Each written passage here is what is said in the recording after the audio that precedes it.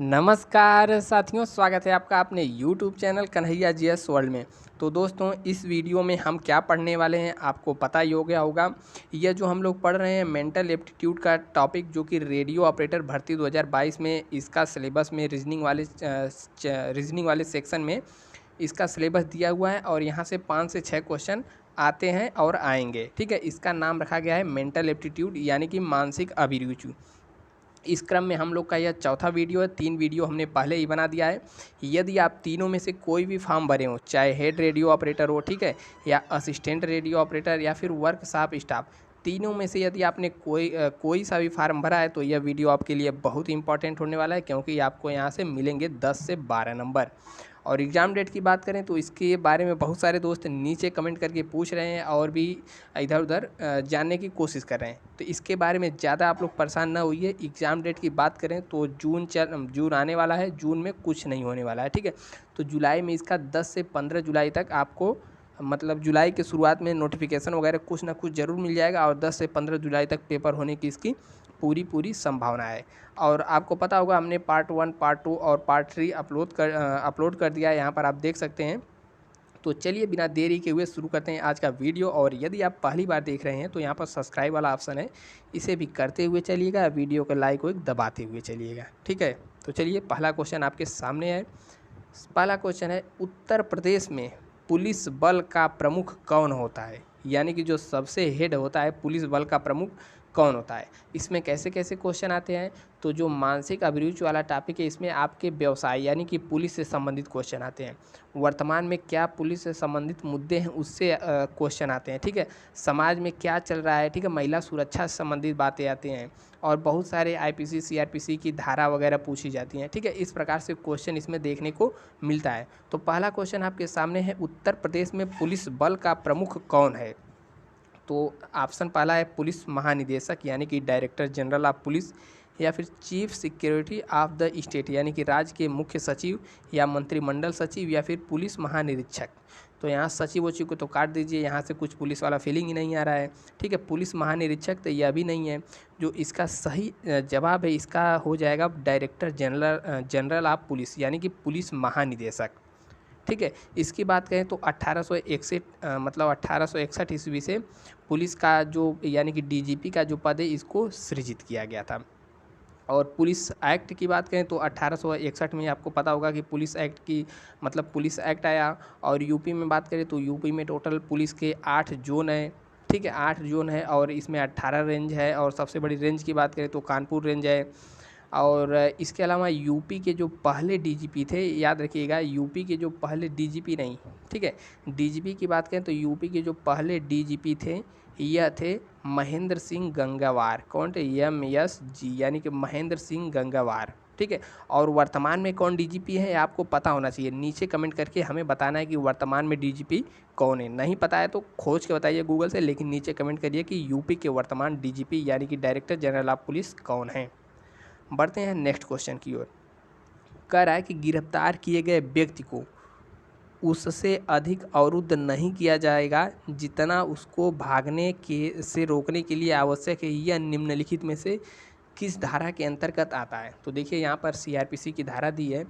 तो सीआरपीसी की धारा 87 या फिर सीआरपीसी की धारा 56 या 94 या फिर 49।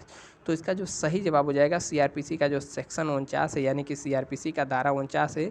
यह इससे संबंधित है कि कोई व्यक्ति को अवरुद्ध यानी कि रोका नहीं जाएगा जितना उसे भागने या फिर रोकने के लिए आवश्यक है। इसकी बात करें तो सीआरपीसी कब लागू किया गया था? तो 1973 में इसका आया था, ठीक है, सीआरपीसी। और 1860 में आईपीसी की धारा आई थी, ठीक है, आईपीसी 1860, सीआरपीसी 1973। यह डायरेक्ट यहाँ से क्वेश्चन बनता है। और आईपीसी यहाँ पर 1860 में तो आया था, लेकिन इसको लागू किया गया था 62 में, ठीक है, 1862 में लागू किया गया था। तो इसे भी याद रखते हुए चलिएगा। नेक्स्ट क्वेश्चन है कि नेपाल और भूटान के साथ भारत की सीमाओं की रक्षा करने के लिए एसएसबी का पूर्ण रूप क्या है? तो यदि आपने पिछले वाला जो 3 क्लास है उसे देखा होगा तो इसमें जितने भी फोर्सेस हैं, चाहे सीआईएसएफ हो गया, सीआरपीएफ हो गया, ठीक है, एसएसबी हो गया, इन सब का फुल फॉर्म पूछा जा रहा है। तो सबका याद रख लीजिए। सीआरपीएफ का क्या होता है? CRPF, central reserve police force, ठीक है। और और भी बात करें बीएसएफ का क्या होता है, तो बॉर्डर सिक्योरिटी फोर्स। ठीक है, इस प्रकार एसएसबी की बात करें तो एसएसबी का होता है सशस्त्र सीमा बल, इसे हिंदी में भी वही कहते हैं सशस्त्र सीमा बल। तो इसका ऑप्शन नंबर बी एकदम सही जवाब हो जाएगा। अगला क्वेश्चन आता है 1925 में भारतीय कांग्रेस की अध्यक्ष कौन था, यानी कि भारतीय कांग्रेस का जो अधिवेशन हुआ था 1925 में, इसका अध्यक्ष कौन था। तो कह रहा है यहाँ पर एक काले साहब नहीं थे, ठीक है, यहाँ पर मुथुलक्ष्मी रेड्डी, और यहाँ पर कह रहा है कि श्रीमती अहमद शाह, और यहाँ पर जो तीसरा वाला ऑप्शन है सरोजनी नायडू। तो इसी का सही जवाब यही हो जाएगा, सरोजनी नायडू। कब बनी थी, 1925 में, याद रख लीजिएगा। और पहली भारतीय महिला अध्यक्ष कौन बनी थी, यही बनी थी। ठीक है, नेक्स्ट क्वेश्चन है भारतीय संविधान के किस अनुच्छेद में कहा गया है कि किसी भी अपराध के लिए अभियुक्त किसी व्यक्ति को स्वयं के विरुद्ध साक्षी होने के लिए बाध्य नहीं करेगा।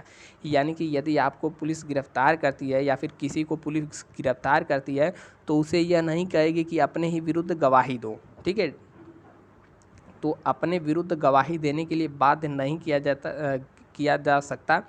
यह किस अनुच्छेद में है, तो देखिए अनुच्छेद 45 तो यह इसमें आएगा नहीं। ठीक है, और अनुच्छेद 29 यह भी नहीं है, इसमें तो अल्पसंख्यक संबंधी बात की गई है। अनुच्छेद 22 का खंड 5 कह रहा है और अनुच्छेद 22 का खंड नंबर 3। तो इसका जो एकदम सही जवाब है हो जाएगा अनुच्छेद नंबर 22। तो सबको याद है, लेकिन अनुच्छेद नंबर 22 के भी क्लास नंबर 3 में इसके बारे में उल्लेख किया गया है। तो ऑप्शन नंबर डी इसका एकदम सही जवाब हो जाएगा। नेक्स्ट क्वेश्चन की बात करें तो भारत के राष्ट्रीय रक्षा कोष के अध्यक्ष कौन है, यानी कि नेशनल डिफेंस फंड जो भारत का रक्षा कोष होता है उसके अध्यक्ष कौन होते हैं। तो जवाब सोचिए अपने मन में।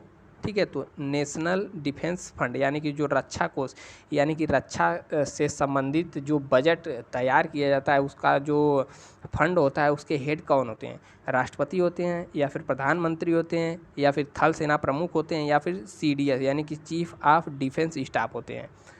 तो देखिए आपके मन में आ रहा होगा कि राष्ट्रपति होते हैं, लेकिन नहीं, यहाँ पर रक्षा कोष की बात कर रहे तो यहाँ पर होते हैं भारत के प्रधानमंत्री। तो इसे याद रख लीजिएगा कि प्राइम मिनिस्टर ऑफ इंडिया जो होते हैं भारतीय राष्ट्रीय रक्षा कोष के अध्यक्ष होते हैं। अगला क्वेश्चन है स्त्री पुरुष तुलना नामक पुस्तक किसने लिखी है। तो स्त्री पुरुष की तुलना यह पुस्तक किसने लिखी है, तो इसका एकदम सही जवाब हो जाएगा ताराबाई शिंदे। ठीक है, तो ताराबाई शिंदे ने यह पुस्तक लिखा है। पुस्तक का नाम क्या है, स्त्री पुरुष तुलना।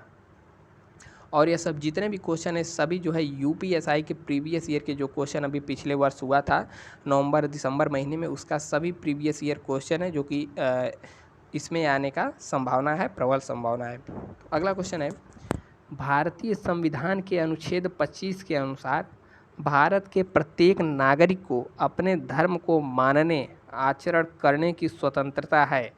मतलब मानने की भी स्वतंत्रता है, आचरण करने और किसकी स्वतंत्रता है, तो क्या उसका आकांक्षा करने की स्वतंत्रता है या फिर उसे अपने धर्म को उकसाने की स्वतंत्रता है यानी कि प्रोवेक करने की स्वतंत्रता है, और या फिर समृद्ध यानी कि करने की स्वतंत्रता है। तो यह भी नहीं है। जो यहाँ पर जब 25 आर्टिकल आप पढ़ेंगे तो उसमें कहा गया है कि भारत के जितने भी नागरिक हैं अपने धर्म को मान सकते हैं, वैसा व्यवहार कर सकते हैं और उसका प्रचार भी कर सकते हैं। प्रचार यानी कि प्रोपोगेट। तो ऑप्शन नंबर ए सही हो जाएगा।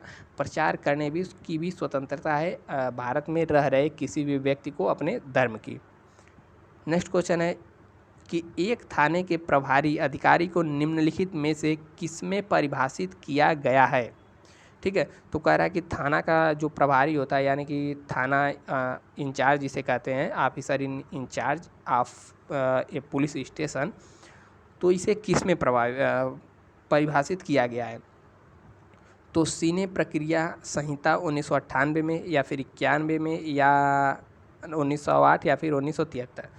तो इसे याद रख लीजिएगा, इसका एक आंसर सही जवाब है the code of criminal procedure यानी कि दंड प्रक्रिया संहिता 1973 में इसका उल्लेख किया गया है। ठीक है, अगला क्वेश्चन की ओर बढ़ते हैं।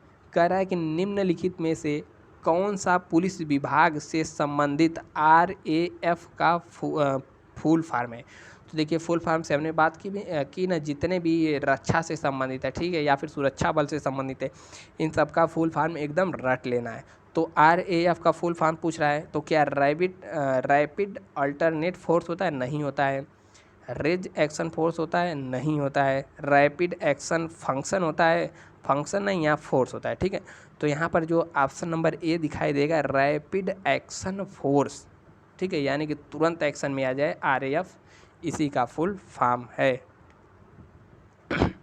देखिए यहाँ पर भी एक फुल फॉर्म पूछ दिया कि निम्नलिखित में से केंद्रीय सशस्त्र पुलिस CAPF का हिस्सा है, ठीक है, फुल फॉर्म नहीं है यहाँ, इसका पूछा है केंद्रीय सशस्त्र पुलिस बल CAPF किसका हिस्सा है, ठीक है। तो पढ़िए ऑप्शन, सैन्य पुलिस कोर का हिस्सा है, या फिर सुरक्षा सीमा सुरक्षा बल का हिस्सा है, या फिर भारतीय तटरक्षक का है, या फिर भारतीय सेना का है, ठीक है। तो यहाँ पर जो तटरक्षक यानी कोस्ट गार्ड, इसका तो होगा नहीं। तो CAPF जो है यह है बॉर्डर सिक्योरिटी फोर्स का, यानी कि BSF का ही एक हिस्सा है, ठीक है। तो ऑप्शन बी इसका एकदम सही जवाब हो जाएगा। नेक्स्ट क्वेश्चन है, स्वयं सिद्ध निम्नलिखित में से किस केंद्रीय मंत्रालय का प्रमुख कार्यक्रम है? तो स्वयं सिद्धा या फिर स्वयं सिद्ध किस मंत्रालय का प्रमुख कार्यक्रम है? तो याद रख लीजिए, यहाँ पर है महिला एवं बाल विकास मंत्रालय, यानी कि ministry of women and child development, ठीक है। तो याद रखना है इसे, ऑप्शन नंबर ए इसका एकदम सही जवाब हो जाएगा। नेक्स्ट क्वेश्चन है, ग्रामीण क्षेत्रों से शहरी क्षेत्रों में जनसंख्या के स्थानांतरण को क्या कहा जाता है? क्या निजीकरण कहा जाता है? नहीं, निजीकरण किसी सरकारी संपत्ति को प्राइवेट कर देना निजीकरण है। और यहाँ पर कह रहा है कि ग्लोबलाइजेशन कहा जाता है? नहीं, ग्लोबलाइजेशन यानी कि भूमंडलीकरण इसका सही जवाब नहीं होगा। यहाँ पर कह रहा है शहरीकरण, ठीक है, तो यही एकदम सही जवाब होगा। कह रहा है ग्रामीण क्षेत्रों से शहरी क्षेत्रों में जनसंख्या के स्थानांतरण, यानी कि ग्रामीण क्षेत्र से बहुत सारे मनुष्य जब भाग करके जा करके शहर में बस जाते हैं, इस स्थानांतरण को कहा जाता है अर्बनाइजेशन, यानी कि शहरीकरण। अगला क्वेश्चन है, निम्नलिखित में से कौन सा भारत सरकार के राष्ट्रीय ई-शासन योजना के मिशन मोड प्रोजेक्ट, यानी कि MMP और CCTNS का पूर्ण रूप है, ठीक है। तो ई आगे लग जाएगा, ई मतलब क्या हो जाता है? इलेक्ट्रॉनिक्स। तो इसका फुल फॉर्म पूछा है, फुल फॉर्म नहीं मतलब पूछा है इसका पूर्ण रूप क्या है, यानी कि CCTNS का, ठीक है। तो इसका हो जाएगा crime and criminal tracking network and system. तो ऑप्शन नंबर ए सही हो जाएगा। वैसे भी इसका बहुत उपयोग है, क्योंकि रेडियो ऑपरेटर में यही सब होगा, ठीक है। क्या होगा? रेडियो से संबंधित, यानी कि जितनी भी वैसे उपकरण होती है बातचीत करने वाली, तो उसका यूज़ कहाँ पर होता है? तो यहीं पर होगा। तो याद रखिएगा, crime and criminal tracking network, यानी कि उसको ट्रैक किया जाएगा अपने नेटवर्क से, अपने सिस्टम से, इसका यही फुल फॉर्म होगा। अगला क्वेश्चन है, निम्नलिखित में से कौन सा संगठन अंतर्राष्ट्रीय स्तर पर ड्रग्स अपराध और आपराधिक न्याय पर सटीक आंकड़े उत्पन्न और प्रसारित करता है? तो इसका जवाब तो सभी को पता होगा, इसका है संयुक्त राष्ट्र मादक पदार्थ एवं अपराध कार्यालय, ठीक है। तो ऑप्शन नंबर ए, यानी कि United nation office on drugs and crime, option A इसका सही जवाब हो जाएगा। अगला क्वेश्चन है, मद्रास प्रेसिडेंसी में तेलुगु भाषी क्षेत्रों में विधवा पुनर्विवाह के लिए निम्नलिखित में से किसने संघ का गठन किया था? तो देखिए, मद्रास की बात कर दिया तो मद्रास से संबंधित व्यक्ति को ढूंढ लीजिए अपने ऑप्शन में। महात्मा गांधी थे? नहीं थे। BR अम्बेडकर, वह भी नहीं थे। तो दादा भाई नौरोजी भी नहीं थे। यहाँ पर ऑप्शन दिख रहा है कि वीरे सलिंगम पुंटलू, ठीक है, यहाँ पर गिरे नहीं वीरे होगा, ठीक है। तो वीरे सलिंगम पुंटलू जो है यही विधवा विवाह से संबंधित थे मद्रास प्रेसिडेंसी में। अगला ऑप्शन है, क्वेश्चन है, भारत में खाली स्थान के कारण जाति सोपानीकरण टूट रही है, ठीक है। तो देखिए, क्यों भारत में जाति टूट रही है? तो बड़े पैमानों पर शहरीकरण के कारण जाति टूट रही है, ठीक है, हाँ ये हो सकता है। दूसरा कह रहा है साक्षरता और शिक्षा में विकास के कारण जाति टूट रही है, यह भी हो सकता है। और आर्थिक विकास यानी कि इकोनॉमिक डेवलपमेंट के कारण जो है कि जातियाँ वगैरह टूट रही हैं, यह भी सही, यानी कि ऑप्शन नंबर डी उपयुक्त सभी, ऑल ऑफ द एबव, जो इसका सही जवाब हो जाएगा। अगला क्वेश्चन कह रहा है कि निम्नलिखित में से किस वर्ष के समान पारिश्रमिक अधिनियम पारित किया गया था, यानी कि इक्वल, ठीक है। तो समान पारिश्रमिक अधिनियम ही, तो इसका जो सही जवाब हो जाएगा 1976 में यह अधिनियम को पारित किया गया था। तो इसे रटना है, याद करना है, याद कर लीजिए 1976 इसका सही जवाब है। अगला क्वेश्चन है निम्नलिखित में से किसके तहत उत्तर प्रदेश सरकार द्वारा स्पेशल पुलिस ऑपरेशन टीम यानी कि स्पॉट SPOT का गठन किया गया था। तो देखिए वोमेन पावर लाइन 1090 के अंतर्गत किया गया था, या फिर UP 112, या फिर UP सतर्कता प्रतिष्ठान, या फिर एंटी टेरर स्क्वाड, ठीक है। तो यहाँ पर ऑप्शन नंबर ए सही हो जाएगा, यानी कि एंटी टेरर स्क्वाड, ठीक है। तो आतंक निरोध दस्ते, ऑप्शन नंबर ए इसका एकदम सही जवाब हो जाएगा। अगला क्वेश्चन कह रहा है कि निम्नलिखित में से कौन सा मौलिक अधिकार केवल भारतीय नागरिक को दिया गया है। कौन सा मौलिक अधिकार केवल भारतीय नागरिक को ही दिया गया है, ठीक है। तो इसका जो पहला ऑप्शन है जीवन और व्यक्तिगत स्वतंत्रता का संरक्षण, या फिर दूसरा ऑप्शन दिया है कानून के समक्ष समानता, तीसरा है धार्मिक मामलों के प्रबंधन की स्वतंत्रता, और चौथा है भाषण और अभिव्यक्ति की स्वतंत्रता। तो याद रखिए लीजिए इसका ऑप्शन जो डी है एकदम सही जवाब हो जाएगा, यानी कि भाषण और अभिव्यक्ति कहीं पर भी बोलने की स्वतंत्रता यह केवल भारतीय नागरिकों को ही दिया गया है। कोई भी विदेशी जा करके कहीं भी उल्टा सीधा बयानबाजी या फिर ऐसे तैसे नहीं बोल सकता, ठीक है। केवल भारतीय ही अपने देश में बोल सकते हैं। तो इस प्रकार से टोटल 5 अधिकार हैं जो कि भारत नागरिकों को दिए गए हैं, मतलब केवल भारतीय नागरिकों को ही दिया गया और बकिया विदेशियों को भी प्राप्त है। तो यहाँ पर मुस्लिम महिला विवाह अधिकार संरक्षण अधिनियम 2019 में निम्नलिखित में से किसका निषेध करने के लिए अधिनियम पारित किया गया था, ठीक है। तो महिला विवाह, तो ठीक है। तो इसका पहला ऑप्शन दे रहा है गुजारा भत्ता, दूसरा है डाइवोर्स थ्रो ट्रिपल तलाक यानी कि 3 तलाक की प्रथा, तीसरा है बहु विवाह की प्रथा, चौथा है दहेज प्रथा। तो इसका जो सही जवाब हो जाएगा ऑप्शन नंबर बी, यानी कि 3 तलाक की जो प्रथा है इसी के तहत किया गया था।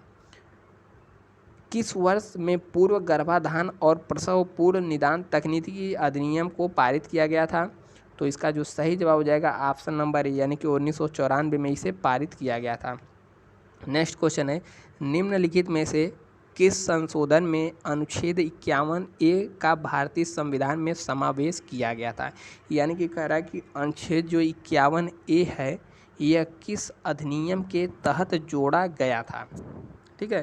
तो 32वां संविधान नहीं, 42वां, ठीक है। तो इसका जो सही जवाब है 42वां संविधान संशोधन, यह इंदिरा गांधी जी के समय जोड़ा गया था। और इसमें क्या है, तो नीति निर्देशक तत्व तो 4 में है, उसके बाद जो मौलिक कर्तव्य जोड़ा गया था वह इसी में जोड़ा गया था, ठीक है। तो इंदिरा गांधी उस समय गई थी रूस के दौरे पर और वहीं से प्रेरित होकर के 42वां संविधान संशोधन करके 51A को भारतीय संविधान में जगह दिया गया। नेक्स्ट क्वेश्चन है भारत का सबसे पुराना उच्च न्यायालय कौन सा है। तो मद्रास उच्च न्यायालय, या फिर इलाहाबाद उच्च न्यायालय, या दिल्ली उच्च न्यायालय, या फिर कलकत्ता हाई कोर्ट। तो आपको पता होगा अंग्रेज ने आकर के सबसे पहले कहाँ डेरा डाले थे, तो कलकत्ता में। वहीं पर यह सब चीज़ों को व्यवस्था उन्होंने किया था और वहीं पर कलकत्ता उच्च न्यायालय को ही सबसे पहले बनाया गया था। नेक्स्ट क्वेश्चन है और भारतीय संविधान के किस अनुच्छेद में कहा गया है कि धार्मिक, भाषाई और क्षेत्रीय या फिर वर्गीय विविधताओं से परे हटते हुए भारत के सभी लोगों के बीच समरसता और समान भ्रातृत्व की भावना को बढ़ावा देना प्रत्येक नागरिक का कर्तव्य है। तो यही हमने पीछे पढ़ा था, यहाँ पर देखिए अनुच्छेद 51 ये इसी में कहा गया है कि किसका बात है, मौलिक कर्तव्य का। यहाँ पर कि कहा गया है प्रत्येक नागरिक का कर्तव्य है, ठीक है। तो मौलिक कर्तव्य कहाँ पर जोड़ा गया था, 51A में। इसका सही जवाब हो जाएगा आर्टिकल नंबर 51A, ठीक है। अगला क्वेश्चन है और सेकंड लास्ट क्वेश्चन, निम्नलिखित में से कौन सी एजेंसी भारत के प्रधानमंत्री की समवर्ती सुरक्षा कवच प्रदान करने के लिए अनन्य रूप का कार्य करती है। तो यहाँ पर अभी प्रधानमंत्री की सुरक्षा के लिए यह चर्चा में था SPG, ठीक है, यानी कि स्पेशल प्रोटेक्शन ग्रुप। तो याद रखिएगा SPG का फुल फॉर्म क्या होता है, स्पेशल प्रोटेक्शन ग्रुप हो सकता है अगले वाले सेट में इसका फुल फॉर्म पूछ ले, ठीक है। तो SPG हालांकि यह भी तो फुल फॉर्म ही है। तो इसका सही जवाब एसपीजी और सीआईएसएफ हमने पहले ही बता दिया, केंद्रीय औद्योगिक सुरक्षा बल यानी कि सेंट्रल इंडस्ट्रियल सिक्योरिटी फोर्स है। और यहाँ पर सीआरपीएफ का फुल फॉर्म भी हमने पहले बता दिया। ऑप्शन नंबर 20 क्वेश्चन का सही जवाब हो जाएगा। और आज का लास्ट क्वेश्चन है, भारतीय संविधान का निम्नलिखित में से कौन सा अनुच्छेद राज्यपाल को राज्य विधायिका का अवकाश के दौरान अध्यादेश जारी करने का अधिकार देता है? यानी कि उस समय यदि विधानसभा मतलब राज्य की जो विधानसभा है, विधायिका नहीं चल रही है, तो उस समय अध्यादेश राज्यपाल जारी कर सकते हैं किस अनुच्छेद के तहत? तो याद रखिएगा, इसका अनुच्छेद है आर्टिकल 213। ठीक है, तो 213 के तहत राज्यपाल जो है जारी कर सकते हैं अध्यादेश। तो इसका सही जवाब ऑप्शन नंबर सी हो जाएगा।